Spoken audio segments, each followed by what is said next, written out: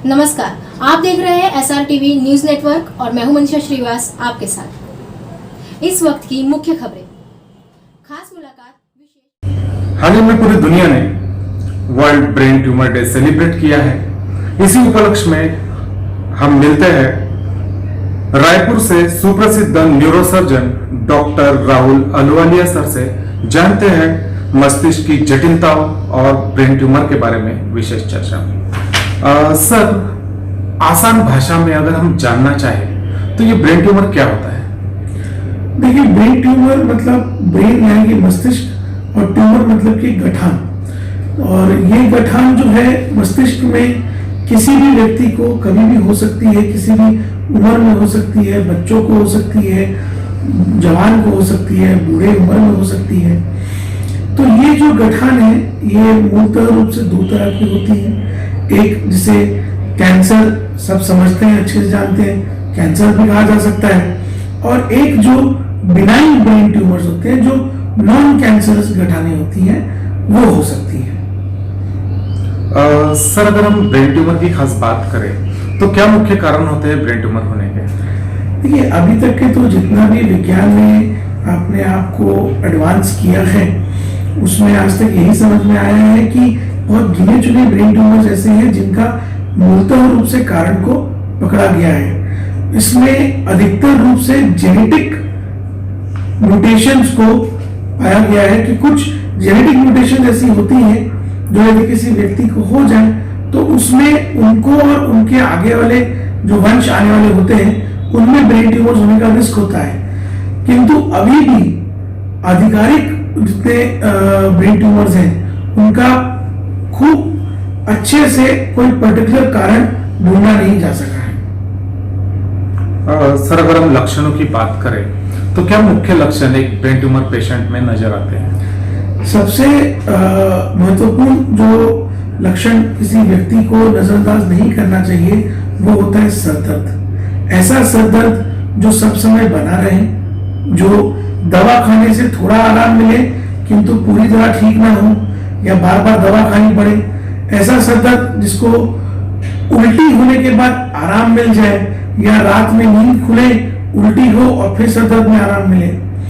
दूसरा, कुछ ट्यूमर ऐसे होते हैं जिनमें सर दर्द नहीं होगा किंतु मरीज को झटके आने लगते हैं, जिसको आप भाषा में, शुद्ध भाषा में मृगी का दौरा भी कहते हैं। और ऐसा मृगी का दौरा यदि किसी व्यक्ति को आता है जिसमें होश में आने के बाद शरीर का कोई हिस्सा कमजोर महसूस हो या बात करने की क्षमता खराब हो रही हो, तो आपको समझना चाहिए कि मस्तिष्क के अंदर एक ट्यूमर है। इसके अलावा कुछ ट्यूमर्स होते हैं जिसमें कान में सुनने की क्षमता कमजोर होने लगती है या आंखों की रोशनी कमजोर होने लगती है। तो ट्यूमर मस्तिष्क के किस हिस्से में है उस पर निर्भर करता है कि इसके क्या लक्षण आएंगे।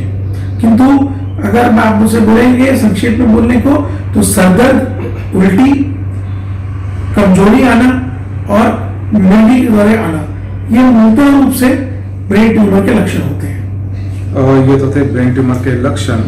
अगर हम सर निदान संबंध में बात करें तो किस प्रकार से ब्रेन ट्यूमर ये डायग्नोस हो पाता है? देखिए, यदि डॉक्टर को आप दिखाते हैं और डॉक्टर को लगता है कि शायद आपके ब्रेन में ट्यूमर है तो सबसे पहले तो वो आपको एक सीटी स्कैन करने के लिए बोलेगा। सीटी स्कैन 80 से 90% ब्रेन ट्यूमर्स को शुरू में पकड़ लेता है, और यदि उसमें ऐसा कोई लगता है ब्रेन ट्यूमर का डायग्नोसिस डॉक्टर बना रहा है तो वो फिर आपको एक कॉन्ट्रास्ट MRI के लिए एडवाइस करेगा, जिससे आप पूर्ण रूप से डायग्नोसिस बना सकते हैं कि ये ट्यूमर किस जगह पे है और इस ट्यूमर को हम कैंसर समझें या बिनाइन गठान समझें। उपचार संबंध में अगर हम बात करें तो सर किन किन प्रकार की उपचार पद्धति ब्रेन ट्यूमर के ऊपर उपलब्ध है? देखिए, ब्रेन में क्योंकि जगह ज्यादा नहीं रहती है इसलिए प्राइमरीली तो हर ब्रेन ट्यूमर को ऑपरेट करके निकालना ही जरूरी होता है, क्योंकि मस्तिष्क चारों तरफ हड्डियों से घिरा है। अंदर यदि कुछ भी नया आएगा तो वहां पे जगह बनेगी, दबाव बनेगा, तकलीफ होगी। इसलिए ब्रेन ट्यूमर्स में प्राइमरी जो उपचार की पद्धति है वो ऑपरेशन है। हालांकि क्योंकि मेडिकल साइंस इतना एडवांस हो गया है तो आज के डेट में कुछ ट्यूमर्स ऐसे हैं जिनकी साइज यदि 3 सेंटीमीटर से कम होती है तो इन ट्यूमर्स को एक नवीनतम टेक्निक है जिसे हम कहते हैं गामा नाइफ रेडियो सर्जरी, इसे कुछ लोग साइबर नाइफ भी कहते हैं। इस तकनीक से इन ट्यूमर्स को पूरी तरीके से बिना किसी ऑपरेशन के खत्म किया जा सकता है।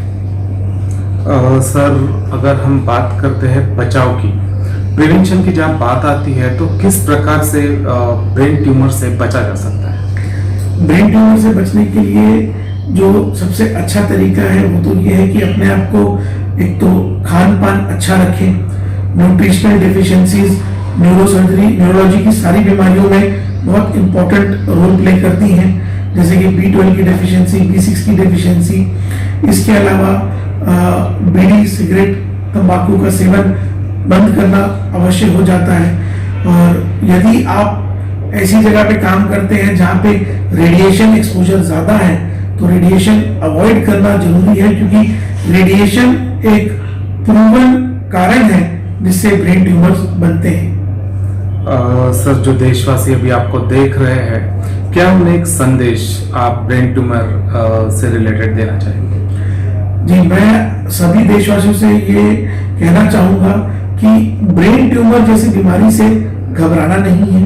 ब्रेन ट्यूमर आज की डेट में यदि सही समय में पकड़ लिए जाए तो इनका सशक्त इलाज किया जा सकता है, जिससे आगे जीवन व्यतीत करने में आपको परेशानी नहीं आएगी। इन ट्यूमर्स का ऑपरेशन अब सफल होता है और बहुत ही कारगर रूप से इन ऑपरेशंस को किया जा सकता है आधुनिक तकनीकों से।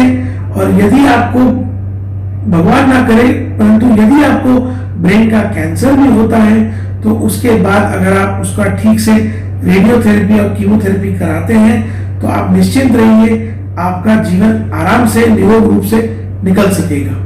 हम सुयश हॉस्पिटल की बात करें तो ब्रेन ट्यूमर से रिलेटेड किन किन प्रकार की सुविधाएं सुयश हॉस्पिटल में उपलब्ध है?